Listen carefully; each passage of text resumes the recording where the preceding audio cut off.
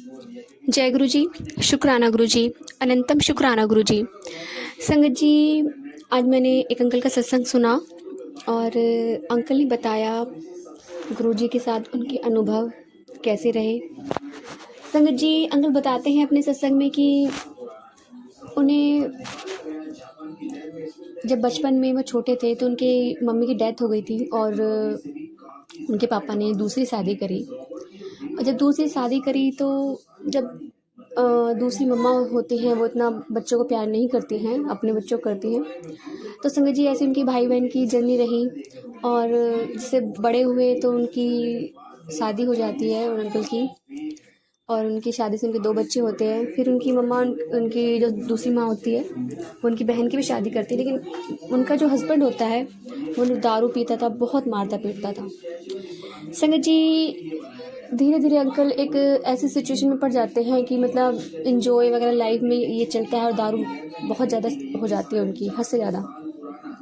और जब ऐसा हो जाता है तो उनकी जो मतलब फैमिली में लड़ाई झगड़े भी स्टार्ट होते हैं, पर वो सुनते नहीं थे। पर एक टाइम पे वो इतने बीमार पड़ जाते हैं, हद से ज़्यादा, उन्हें हॉस्पिटलाइज एडमिट कर दिया जाता है। संगत जी, वो उस टाइम पे वो ऐसे हो गए थे कि वो अपनी सिस्टर को भी नहीं देखते थे कि मेरी सिस्टर के साथ क्या हो रहा है। वो नहीं देखते थे अपनी सिस्टर को, बस उन्हें सुनने में आता था कि हाँ कि उनका हस्बैंड उन्हें मारता है पीटता है, लेकिन वो कुछ नहीं करते थे। और अपनी सिस्टर के लिए जो उन्हें कदम बढ़ाने चाहिए थे वो नहीं करते थे एक भाई के नाते। संगत जी, इस तरह से उनकी जर्नी चलती रही और बीमार हो गए, उनका लीवर बिल्कुल डैमेज हो गया, ख़त्म हो गया। जब वो हॉस्पिटल में एडमिट थे तो डॉक्टर ने साफ बोल दिया था कि अगर नेक्स्ट टाइम आओगे तो सीधा शमशान घाट जाओगे, तुम्हारी जर्नी यहीं ख़त्म हो जाएगी, तुम जी नहीं सकते, तुम्हारी ज़िंदगी बिल्कुल भी नहीं है। संगत जी, वहाँ पे हॉस्पिटल में एक नर्स थी, वो उनके पास आती थी और उन्हें दवाई वगैरह देती थी।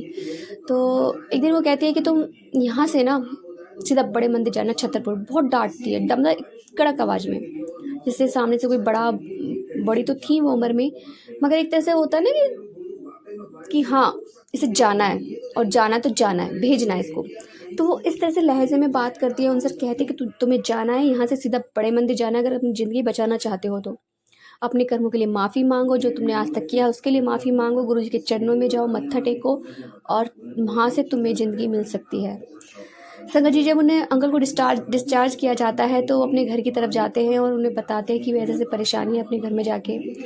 फिर एक दिन वो जाते हैं बड़े मंदिर और जब वो बड़े मंदिर जाते हैं तो ऑटो वाले से कहते हैं कि यहाँ पे कहीं है बड़ा मंदिर छतरपुर में। तो ऑटो वाला कहता है हाँ जी, वो उन्हें छोड़कर आता है और जब देखता है तो वो देखते अंदर घुस के कि भाई ऊपर बहुत बड़ा शिवलिंग है। अंदर जाते हैं, एंटर करते हैं तो वहाँ पे एक अंकल उन्हें गाइड करते हैं कि तुम यहाँ चलो, यहाँ चलो, यहाँ चाय प्रसाद है, यहाँ ये है, यहाँ वो है, ये यहाँ शिवलिंग है, ये यहाँ पे गणपति जी हैं, ये भोलेनाथ हैं। और इस तरह से गाइड करते जो मंदिर लेके जाते हैं उनको, तो वो वहाँ मत्था टेकते हैं और जब मत्था टेकते हैं तो उनकी आंखों से झरझर आंसू बहने लगते हैं और वो इतना रोते हैं। तो जितनी भी सेवादार होते हैं वो सब कहते हैं आप इतना क्यों रो रहे हो, शांत हो जाओ, शांत हो जाओ। तो वहाँ पे फिर जब वो उसे उठ के जाने लगते हैं तो वहाँ पे एक सेवादार कहते हैं कि लंगर खा कर जाओ। तो वो फिर वो बताते हैं उन अंकल को कि भाई ऐसे ऐसे मुझे एक आंटी ने यहाँ भेजा है। तो वो कहते हैं कि उन आंटी ने नहीं भेजा, ये गुरु जी का आदेश है कि तुम्हें यहाँ पे आना था और तुम्हें यहाँ से ठीक होना है। तुम लंगर खाओ, गुरु जी का मंत्र जाप करो, उन्हें बताते हैं वो। तो लंगर खा के घर आते हैं, उसके बाद उन्हें धीरे धीरे रियलाइज़ होना शुरू होता है कि भाई मेरी बहन प्रॉब्लम में है। तो वो अपनी बहन को उसके ससुराल से लेकर आते हैं। संगत जी, धीरे धीरे वो अपने अंदर सुधार लाते हैं और उनकी वाइफ उनको जॉब लगवाती है, क्योंकि वो कुछ भी नहीं करते थे, दारू पीना दारू पीना दारू पीना, बस इस तरह से उन्हें अपना जो शरीर था उन्होंने खराब कर लिया। संगत जी, लीवर हमारा एक ऐसा शरीर का पार्ट होता है जो अपने आप को खुद ही ठीक कर लेता है अगर हमारी दिनचर्या सही हो तो। संगत जी, पर कभी कभी ऐसा होता है आप कितनी कोशिश कर लो, अगर खराब होना तो होना ही। अगर हमारे कर्म है ना बेकार, तो चीज़ किसी न किसी रूप में किसी न किसी बॉडी पार्ट्स को खराब करती ही करती है। संगत जी, इस तरह से हमारे गुरु का हाथ अगर हमारे सर पे होता है ना तो कुछ भी नहीं होता, हमें न्यू लाइफ मिलती है। संगत जी, जैसे गुरु महाराज जी ने उन्हें भी एक न्यू लाइफ दी। अंकल बताते हैं कि 2023 से 2025 है और मैं अब तक बिल्कुल ठीक हूँ। मेरा लीवर अभी भी डैमेज है बट गुरु जी की कृपा से मैं चल रहा हूँ। संगत जी डॉक्टर्स ने उन्हें कह दिया कि तुम चंद ही दिनों के मेहमान हो, तुम्हें कुछ भी हो जाएगा, बट गुरुजी की कृपा से उन्होंने इतने साल 2 ढाई साल खींच लिए हैं और आगे भी वो गुरुजी की कृपा से ऐसे ही ठीक रहेंगे। संगत जी अब उन्हें थोड़ी समझ आने लगी घर परिवार में, फैमिली में टाइम देना।